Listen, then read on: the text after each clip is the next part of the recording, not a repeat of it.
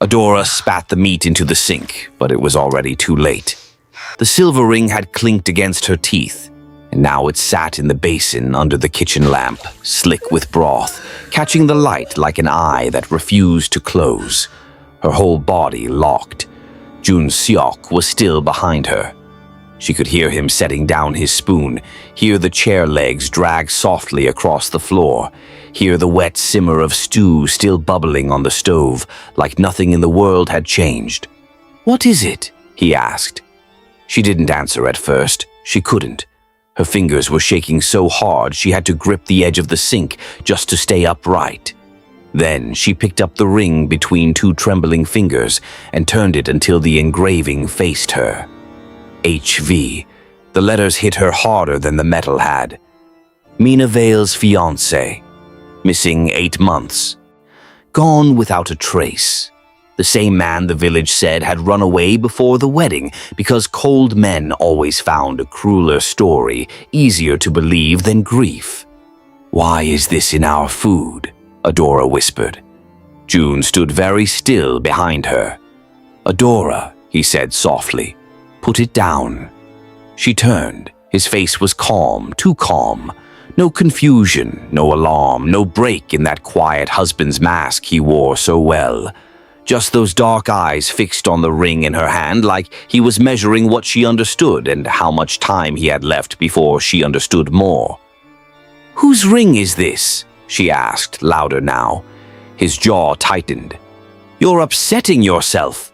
Whose ring is this?" For a second, she thought he might lie. Then something colder passed over his face, something almost tear. "You weren't supposed to find that." The kitchen went silent except for the pot on the stove and Adora's breathing. Thin, fast, wrong. She stared at him, and what terrified her wasn't that he looked guilty. It was that he looked exposed, as if a door had opened inside him and he was too exhausted to close it. If that made her stomach twist, what came next made it drop. Because beneath the nausea, beneath the horror, one thought slithered through her head and would not leave. She knew this taste, not the ring, the meat. She had praised it, asked for seconds, laughed over candlelight while he filled her bowl again. And Joon saw that realization hit her. His voice dropped lower. "Now you understand why I cook for you myself." That should have sent her running. Instead, she stood there frozen because fear was tangled up with shame. And shame could paralyze faster than fear ever could. She heard herself say, "No," but it came out weak, childish, meaningless. Joon took one slow step toward her. "I told you," he said. "The village only pretends to care about the missing. Half of them know more than they say. Stop. I made sure you were fed. Stop talking. You were fading when I found you, Adora. You barely touched food. You barely touched life. Then you sat at my table and started living again." Her throat burned. "What did you feed me?" He didn't answer with words. He looked at the simmering pot. Adora stumbled back so fast she hit the table. The bowl tipped. Dark broth ran across the wood and dripped onto the floor. She wanted to scream, but something inside her knew screaming would make this real in a way silence still delayed. So she grabbed her coat and fled into the night. The mountain air slapped her face, wet and cold. Gravel bit into her shoes as she ran past shuttered windows and dark shops toward Mina Vale's herb store at the far end of the village. She didn't stop, didn't look back, didn't let herself think about whether Joon would follow. Her pulse was beating so hard it hurt. When Mina opened the door, Adora almost collapsed into her. Mina caught her shoulders. "What happened?" Adora opened her hand. The ring lay in her palm. Everything changed in Mina's face. Her lips parted, but no sound came out. "Tell me I'm wrong," Adora said. Mina didn't. That silence was worse than a scream. Inside, the shop smelled of dried roots, old smoke, and rain soaked into wood. Mina locked the door, pulled the curtains shut, and led Adora to a chair. Adora sat, then stood again almost instantly, unable to keep still. Her chest was too tight. Her skin felt wrong on her bones. "He fed it to me," she said. "For how long? Mina, for how long?" Mina swallowed hard. "I don't know." "You do know something." Mina hesitated, then crouched beside a low cabinet and dragged out a narrow wooden box. She opened it on the table between them. Inside lay little pieces of dead people's lives, a cufflink, a woman's earring, a broken watch, a tooth wrapped in cloth, a button with dried brown on the edge. Adora recoiled. "What is that? Everything nobody wanted to believe. You thought it was him? I thought it was someone who understood this village too well." Mina looked up at her. "And your husband understands everything too well." Adora covered her mouth. "Why didn't you go to Ellie's?" A bitter laugh escaped Mina. "Elias Ree. He files reports and buries them in the same drawer." Adora stared at her. Mina leaned forward. "Listen to me. If you go back there tonight, don't confront him. Search the smokehouse behind the butcher shop. If he's doing what I think he's doing, that's where he keeps what the kitchen doesn't need right away." Adora closed her eyes. The room swayed. "I can't go back." "Yes, you can. He'll know. He may already know." Mina's voice softened. "Adora, if you do nothing, someone else disappears. Maybe tomorrow. Maybe tonight." That landed deep because both women knew it was true. Adora pressed both hands flat to the table until the shaking eased enough for her to speak. "If I find something, bring it to me," Mina said. "Not Elias, me. And if I find nothing," Mina held her gaze, "then you still have a marriage. But if you do find something, you never really had one." Before Adora left, Mina caught her wrist. "Answer me honestly," Mina said. "Did the food ever taste strange?" Adora's eyes filled at once. Not strange, better than strange. Rich, tender, addictive, a warmth that spread through her after the first bite and made the house feel safer, her body heavier, her loneliness quieter. She whispered, "I liked it." Mina looked as if she had expected that answer and still hated hearing it. "That doesn't make you guilty," Mina said. But Adora heard the uncertainty in it. She went home after midnight. The house was dark, too dark. No lamp in the kitchen, no footsteps, no sound from the bedroom. She slipped around the back, through wet grass and cold mist, until she stood before the smokehouse door. It took effort to open. The hinges dragged like the place itself wanted to stay sealed. The smell hit first. Salt, grease, old smoke, and something metallic buried underneath. Her stomach clenched so hard she nearly gagged. Hooks hung from the rafters. Wrapped cuts of meat swung slightly in the dark. On the far wall sat shelves of jars, stacked and labeled in Joon's neat hand. Her breathing sounded too loud. She stepped deeper. There was order everywhere. That was what made it monstrous. Not chaos, not panic. Order. Each bundle tied cleanly, each knife hung in place, each stain scrubbed down to a memory instead of a mess. Then she saw the ledger. It sat on the work table like it had been waiting for her. She opened it with stiff fingers. The first page looked ordinary. Dates, weights, expenses. Then the names began. Not cattle, not pigs, people. Her vision blurred. She turned the page. A woman missing 2 winters ago. A councilman lost on the North Road. Mina's fiancé. And beside the names, notes. Lean shoulder. Best slow cooked. Tough hands. Good for broth. Adora liked this one. Her knees buckled. She caught herself on the table, but the ledger slipped and pages fluttered open beneath her palms. More notes. More dates, more meals, tiny intimate observations recorded with the tenderness of a husband learning his wife's favorite dish. She stopped breathing when she found one line written smaller than the rest. She asked for seconds. "No," she whispered to the empty room. "No, no, no." A board creaked outside. Adora froze. Another step, slow, unhurried, coming closer. Then Joon's voice drifted in from just beyond the door. "Adora," he said gently.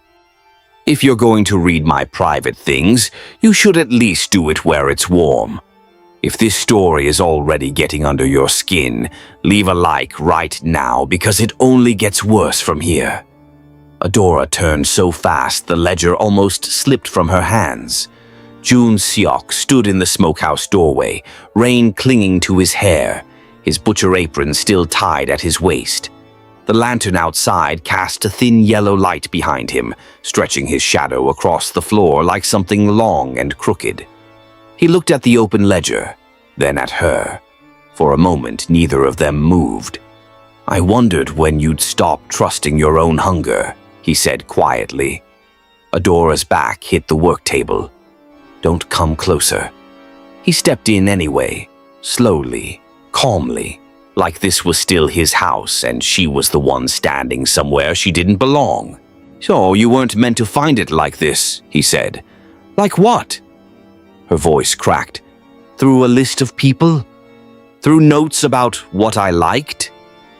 Joon's eyes flickered over the page in her hands. "Those notes weren't insults," he said. "They were observations." Adora stared at him, disbelief burning through the shock. "You wrote about them like recipes." "I wrote about survival. They were people. So are the ones who ruined this village." His tone hardened for the first time. "You think the councilman we buried tonight was innocent? You think the men who buy land from widows for half its value deserve the same mercy they refuse others? That wasn't your decision." "No," he said, "but someone had to make it." Adora's stomach twisted, not just from what he had done, from the quiet certainty in his voice. "You fed them to me," she whispered. Joon didn't deny it. "I fed you," he corrected. She laughed once, a sharp, broken sound. "You poisoned me." His expression darkened. "I kept you alive. By turning me into this?" His voice dropped. "You were fading when I married you. You barely ate. You barely spoke. Now look at you." Adora felt suddenly sick because part of her knew what he meant. Before Joon, food had been something she pushed around a plate. After Joon, it had warmth, comfort, weight. She had felt stronger. Joon saw the realization hit her. "That frightens you," he said softly. "Not me, yourself." Her hand moved before she could stop it. The slap cracked through the smokehouse. Joon's head turned slightly, then returned to face her. He touched his cheek once. "I should have told you sooner," he said. "Before dinner?" "Aye," she whispered. He ignored the bitterness. "Tomorrow is feast day," he said instead. Adora froze. The words felt heavier than the ledger in her hands. "You're not serious." Joon's voice was calm again. "This village gathers every year and thanks the mountains for feeding them. Tomorrow will be no different." "You can't." "I can," he said quietly, "and I will." He stepped closer. "But you can help me." The offer hung in the air like something poisonous. "If I refuse?" she asked. Joon studied her. Then he said something that made the blood drain from her face. "Then Mina Vale disappears before sunrise." Adora's hands clenched around the ledger. "You'd kill her." "I would use her." Silence filled the smokehouse. Finally, Adora said, "If I help you, you leave her alone." Joon nodded once. "There you are." That night felt endless. Adora scrubbed blood from the butcher table while Joon worked with quiet precision. The newest body lay wrapped nearby. A councilman who had spent years stealing land from desperate families. Knowing that didn't make the work easier. It made it worse. Because Joon wasn't hunting randomly. He was hunting people the village secretly resented. And that was how he stayed hidden. Before dawn, when Joon stepped outside to dump the waste barrel, Adora grabbed the ledger and ran. Elias Ree opened the constable station door half asleep. The moment he saw the ledger, all the color left his face. "Where did you get that?" he asked. "From my house," Adora said. He flipped through the pages. His hands began to shake. "You knew," she said. Elias didn't answer. "Tell me you didn't know." He slammed the ledger shut. "I suspected." "Oh," Adora laughed bitterly. "That's the word you're using?" "You don't understand this place," he snapped. "I understand you let people die." Elias ran both hands through his hair. "Years ago there was an accident," he said. "A man died because of me. Joon made sure it never reached the courts." "So you belonged to him?" Elias looked away. "I owed him." Adora stepped closer. "And everyone else owed with their lives." Elias's voice dropped. "Listen to me, we can leave tonight. You and me, we disappear before the feast. No one has to know what happened." Adora stared at him like she was seeing him for the first time. "More people will vanish." Elias swallowed. People vanish everywhere. That was the moment Adora understood something. Joon wasn't the only monster in the village. Cowards made space for monsters to live. She took the ledger back from him. "If you won't stop him," she said, "then I will." By sunset, the village square glowed with lanterns. Long tables stretched across the stone ground, filled with bowls of steaming stew. Laughter moved through the crowd, thin and tired, but determined. Joon stood at the center, serving the first dishes. Adora walked to his side in a pale dress he once said made her look untouchable. He leaned close. "I knew you'd come back." "You were certain hunger would win," she said. Across the square, Mina stepped forward. The first villagers lifted their spoons. Adora stood suddenly. "Don't eat that."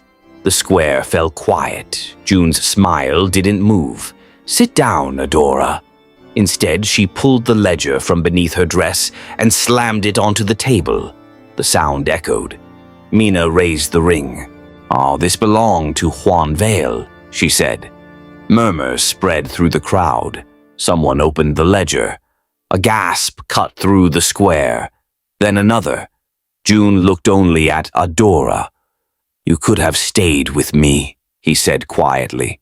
"You never wanted a wife," she replied. "You wanted someone who would smile while you fed them lies." Joon's voice sharpened. "No, I wanted someone honest enough to admit what the world is." Then his hand slid beneath the tablecloth. Adora saw the knife. He lunged. She grabbed the iron stew pot and hurled the boiling broth into his face. Joon screamed.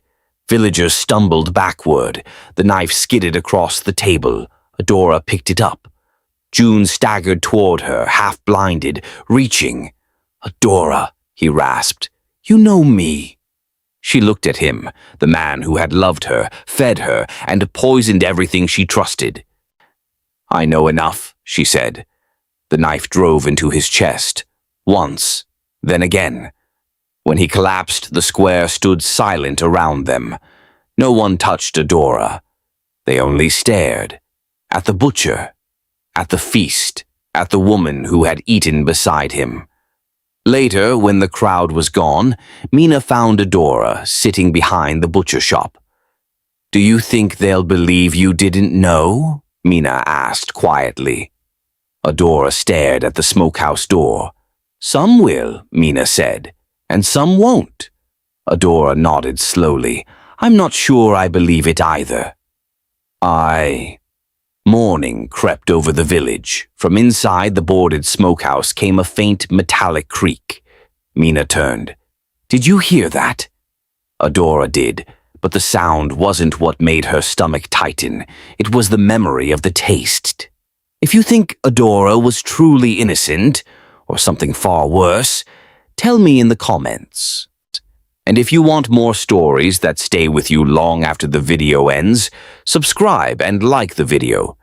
Because the most terrifying monsters don't live in the dark. They live at the dinner table,